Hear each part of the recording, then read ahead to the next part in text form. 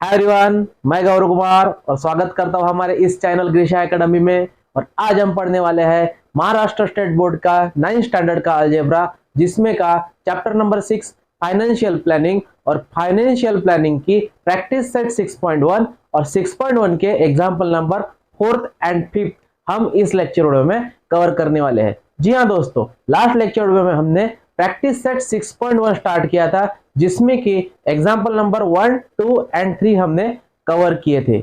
इस lecture video में हम चैप्टर नंबर 6 फाइनेंशियल प्लानिंग की प्रैक्टिस सेट 6.1 और उसी के एग्जाम्पल नंबर 4 एंड 5 स्टार्ट करने वाले हैं। तो चलिए दोस्तों, बिना किसी देरी के स्टार्ट करते हैं हम प्रैक्टिस सेट 6.1। स्टार्ट करने से पहले मैं आपको बता दूं, ग्रीशा एकेडमी इस यूट्यूब चैनल में अगर आप नए हैं तो इसे लाइक कीजिए, शेयर कीजिए एंड सब्सक्राइब कीजिए, ताकि आने वाले हर एक वीडियो का नोटिफिकेशन आपको मिलता रहे। तो चलिए स्टार्ट करते हैं। That is example number 4। Mister Syed kept ₹40,000 in A bank at 8% compound interest for 2 year. Mister Syed ने 40,000 रुपए 8% कंपाउंड इंटरेस्ट के हिसाब से 2 साल बैंक में रखे। ठीक है। Mister Fernandes invested 1,20,000 rupees in a mutual fund for a 2 year. Mister Fernandes ने 1,20,000 रुपए म्यूचुअल फंड में रखे 2 साल के लिए। After 2 year mister Fernandes got rupees 1,92,000। 2 साल बाद मिस्टर फर्नांडिस को 1,92,000 मिले। Whose investment turned out to be more profitable। यहाँ पे किसका प्रॉफिटेबल ज्यादा है, सैयद या फर्नांडिस का? प्रॉफिट किसे ज्यादा हुआ, सैयद या फर्नांडिस को? ये आपको फाइंड करना है। तो यहाँ पे बेटा, सैयद केप्ट 40,000 इन ए बैंक। सैयद ने 40,000 रुपए 8% कंपाउंड इंटरेस्ट के हिसाब से 2 साल रखे। ठीक है। तो सबसे पहले 40,000 के 8% के हिसाब से 2 साल के कितने पैसे बनते हैं, यह आपको फाइंड करना है। उसको परसेंटेज में कन्वर्ट करना है। ठीक है। आफ्टर दैट फर्नांडिस की इन्वेस्टमेंट थी 1,20,000 रुपए। 1,20,000 पे उसे 2 साल बाद मिले 1,92,000 रुपीज। 1,92,000 रुपीज।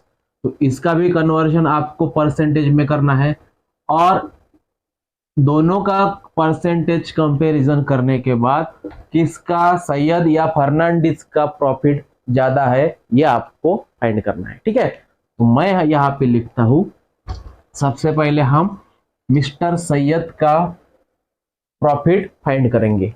तो हम यहाँ पे लिखेंगे mister Syed kept 40,000 in A bank at the rate of, mister Syed kept 40,000 rupees at the rate of compound interest 8%, where period is equal to 2 year। period stand for n, तो यहाँ पे 2 ईयर का period है। तो सबसे पहले अमाउंट फाइंड करने के लिए, अब 2 साल बाद 8% के हिसाब से अमाउंट कितनी बनती है, ये फाइंड करने के लिए amount is equal to principal into 1 plus R upon 100। R upon 100 rest to the power n। ये फॉर्मूला आपने बच्चों लास्ट क्लास में, दैट इज स्टैंडर्ड 8 में आपने कंपाउंड इंटरेस्ट का फॉर्मूला पढ़ा था। That is amount is equal to principal into 1 plus rate upon 100 into n, where P is equal to principal. यहाँ पे प्रिंसिपल है 40,000, रेट 8% एंड n है 2 ईयर। तो amount is equal to principal आपकी है 40,000 रुपीज, 1 प्लस रेट है 8 upon 100 into n 2 year. ठीक है। अब इसे हम सॉल्व करेंगे। That is 40,000 into 100 into 100 plus 8, that is 108 upon 100 whole square. ठीक है। जैसा कि ये जो 1 प्लस 8 अपॉन 100 है, आपको इसे करना है 100 का मल्टीप्लीकेशन 1 के साथ, दैट इज 100 इंटू 100, उसमें 8 ऐड करना है, 100 into 100, 100 plus 8 that is 108 upon 100 as it is, उनका होल स्क्वायर। ठीक है, अब आपके पास 108 अपॉन 100 है, तो आपको इसे ऐसे नंबर से डिवाइड करना है जिस नंबर से 108 एंड 100 को भी डिवाइड हो सके। तो 108 को अगर मैं 4 से डिवाइड करूं तो 4 2 जा 8 एंड 4 7 जा 28। ठीक है, तो मैं ये जो 108 है, 108 को लिखूंगा 4 इंटू 27 एंड 100 को लिखूंगा 4 into 25, that is 4 4 cancel, 27 upon 25, 27 upon 25। तो मैं इसे लिखता हूं 40,000 रुपीज इंटू 108 अपॉन 100 की जगह 27 अपॉन 25 का होल स्क्वायर। ठीक है, तो 25 का होल स्क्वायर मीनिंग होता है that is amount is equal to 40,000 rupees into, अब 27 अपॉन 25 का स्क्वायर मतलब यहाँ पे 27 अपॉन 25 आपको 2 टाइम्स लिखना होगा। ठीक है, 27 अपॉन 25 का होल स्क्वायर मीन्स 27 अपॉन 25 आपको 2 बार लिखना है। तो यहाँ पे देखिए, अगर मैं 40,000 को 25 से डिवाइड कर दूं तो 25 1 जा 25, दैट इज 15, अगेन 25 6 जा 150 0 और यहाँ पे 2 0, मतलब 25 से मैं 40,000 को डिवाइड कर दूं तो ये आएगा 1600, that is a is equal to 1600 into 27 upon 25। Again 25 से हम 1600 को डिवाइड करेंगे, तो 1600 को हमने अगर 25 से डिवाइड किया तो 25 6 जा 150, दैट इज 10 एंड ये 0, 25 4 जा 100, मतलब 25 64 जा 1600, और हम इसे लिखेंगे that is a is equal to 64 into 27 into 27, that is a is equal to 64 into 27, 64 into 27, that is 7 4 जा 28, 2 कैरी, 7 6 जा 42 plus 2 that is 44, again 4 2 जा 8 and 6 2 जा 12, 8 plus 4 12, 4 plus 2 6 plus 1 7 1, again into 27, that is 8 7 जा 56, 5 carry, 7 2 जा 14, 14 plus 5 19, 1 carry, 7 7 जा 49 plus 1 50, 5 carry and 7 1 जा 7 plus 5 12, that is 0, 8 2 जा 16, 2 2 जा 4 plus 1 5, 7 2 जा 14 and 2 1 जा 2, 2 plus 1, 2 1 जा 2 plus 1 3, that is 6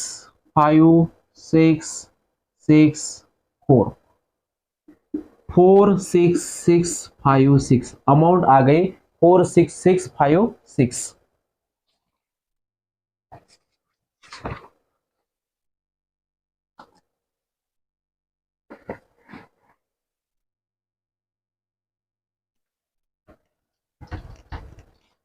अब ये आ गई आपकी अमाउंट, तो अमाउंट को आपको I that is compound interest, I is equal to A minus P, that is amount minus principal.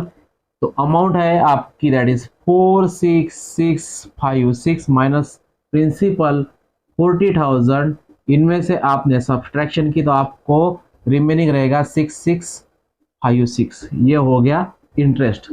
ये हो गया 40,000 पे 6,656 का इंटरेस्ट, 6,656 का ये क्या हो गया, इंटरेस्ट हो गया। तो आपको इसे इंटरेस्ट परसेंटेज में फाइंड करना है। आपको इसे क्या करना है बच्चों, इंटरेस्ट ये जो है ये इंटरेस्ट परसेंटेज में फाइंड करना है। तो परसेंटेज में फाइंड करने के लिए Syed profit is equal to 40,000 पे उसे प्रॉफिट हुआ 6,656 का इंटू 100, मतलब 40,000 पे 6,656 का उससे मुनाफा हुआ, इंटरेस्ट मिला। तो आपको इसे परसेंटेज में कन्वर्ट करना है, तो इंटू आपको मल्टीप्लाइड बाय 100 करना होगा। दैट इज 2 जीरो के साथ कैंसल, 6,656 डिवाइडेड बाय 400, तो आपको मिलेगा बच्चों दैट इज 16.64%। ये हो गया सैयद का प्रॉफिट इन परसेंट, ये हो गया सैयद का प्रॉफिट। ठीक है, सैयद ने 40,000 रुपए 2 साल के लिए 8% कंपाउंड इंटरेस्ट से बैंक में रखे, तो उसे 16.64% में क्या हुआ, नफा हुआ, प्रॉफिट हुआ। ठीक है, ये हो गई बात मिस्टर सैयद की। अब हम फर्नांडिस की बात करते हैं। तो फर्नांडिस ने 1,20,000 रुपीज रखे म्यूचुअल फंड में 2 ईयर के लिए। ठीक है, और उसे रिटर्न मिले 1,92,000। तो इन दोनों की आपको करनी है सब्सट्रैक्शन, दैट इज 1,92,000 में से 1,20,000 अगर हमने सब्सट्रैक्ट किए तो आपको मिलना है 72,000 रुपीज, उसे क्या मिले, प्रॉफिट हुआ। ठीक है, तो प्रॉफिट अर्न बाय फर्नांडिस, आपको यहां पे लिखना होगा profit earn by Fernandes is equal to 72,000 rupees. तो 1 lakh, therefore profit in percentage 1,20,000 पे उसे 72,000 का प्रॉफिट हुआ। 1,20,000 मतलब ये जो अमाउंट है प्रिंसिपल अमाउंट, उस प्रिंसिपल अमाउंट पे उसे 72,000 का क्या हुआ बच्चों, प्रॉफिट हुआ। तो 100 मतलब आपको उसे परसेंटेज में कन्वर्ट करना है। 2 जीरो इस 2 जीरो के साथ कैंसल, ये 2 जीरो इस 2 जीरो के साथ कैंसल, और 72 को अगर हमने 12 से डिवाइड किया या फिर 720 को 12 से डिवाइड किया तो आपको यहाँ पे मिलना है 60%। ठीक है, ये हो गए फर्नांडिस के प्रॉफिट। अब फर्नांडिस के प्रॉफिट ज्यादा है या मिस्टर सैयद का प्रॉफिट ज्यादा है, तो ऑब्वियसली हम यहाँ पे कहेंगे Mr Fernandes is more profitable. Mr Fernandes, investment of Mr Fernandes is more profitable.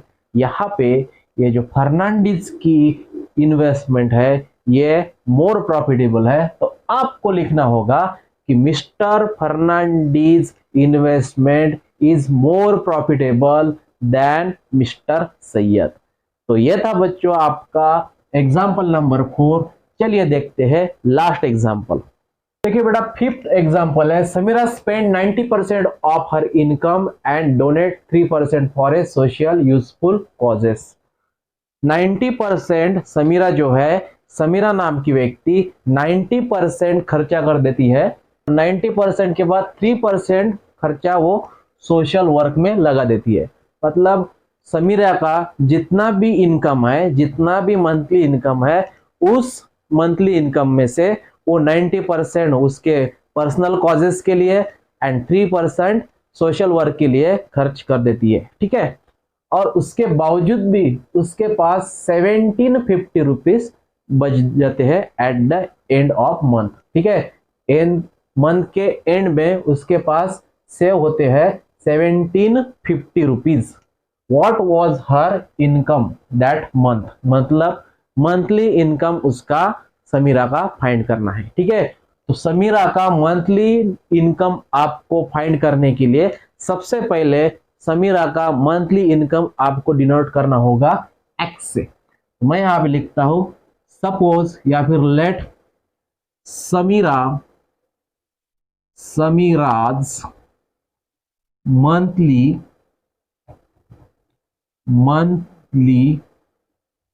Income is equal to X rupees. ठीक है, समीरा का मंथली इनकम हमने डिनोट किया एक्स रुपीज से। ठीक है, अब टोटल जो है एंड समीरा स्पेंड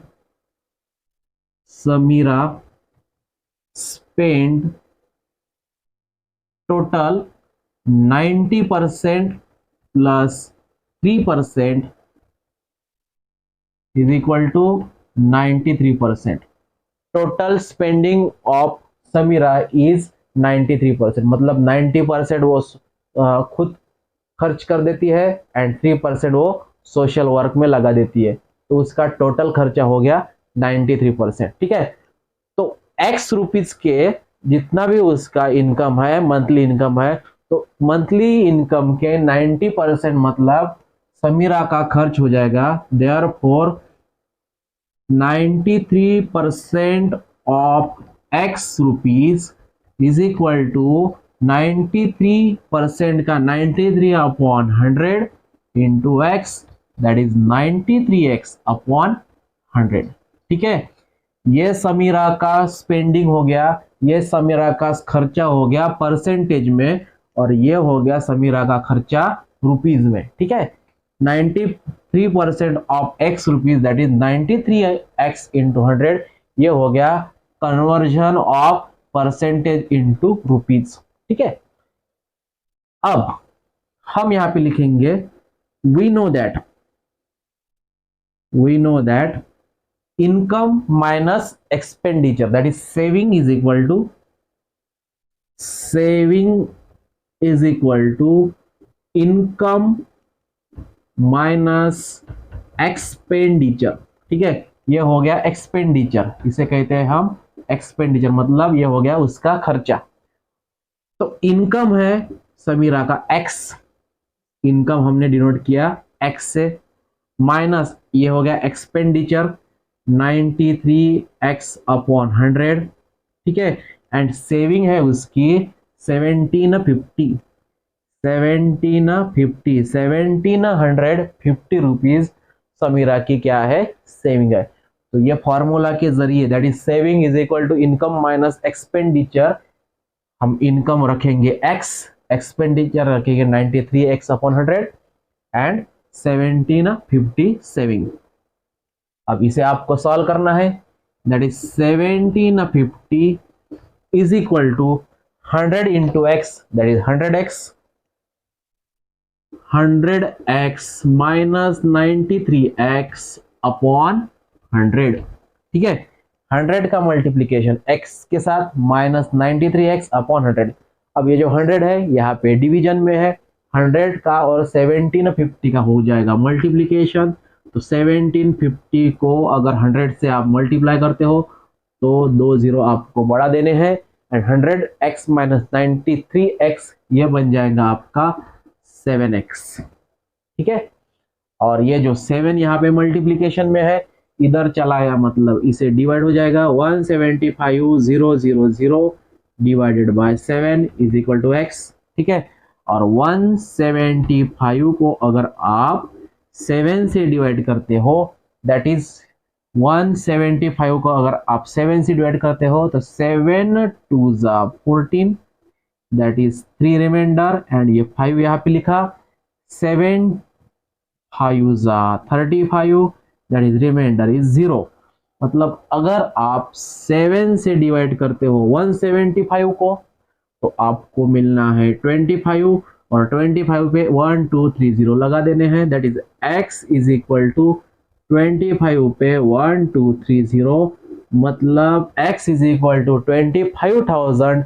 ये हो गई समीरा की monthly income, x is equal to 25,000, मतलब 25,000 में से 90% वो खर्चा कर देती है एंड 3% वो सोशल वर्क में लगा देती है। तो उसका मतलब समीरा का टोटल मंथली इनकम है बच्चों 25,000 रुपीज। और इसी प्रकार आपको ये लेक्चर वीडियो कैसा लगा ये हमारे कमेंट बॉक्स में लिखना है। और इस लेक्चर वीडियो में हमने एग्जाम्पल नंबर 4 एंड 5 कवर किए हैं। और इसी के साथ ये जो आपकी प्रैक्टिस सेट 6.1 है ये यहाँ पे एंड होती है। उम्मीद करता हूँ आपको ये लेक्चर वीडियो पसंद आया होगा। मिलते हैं नए लेक्चर वीडियो के साथ जिसमें हम प्रैक्टिस सेट 6.2 कवर करेंगे। चलिए मिलते हैं नए लेक्चर वीडियो के साथ, तब तक के लिए धन्यवाद।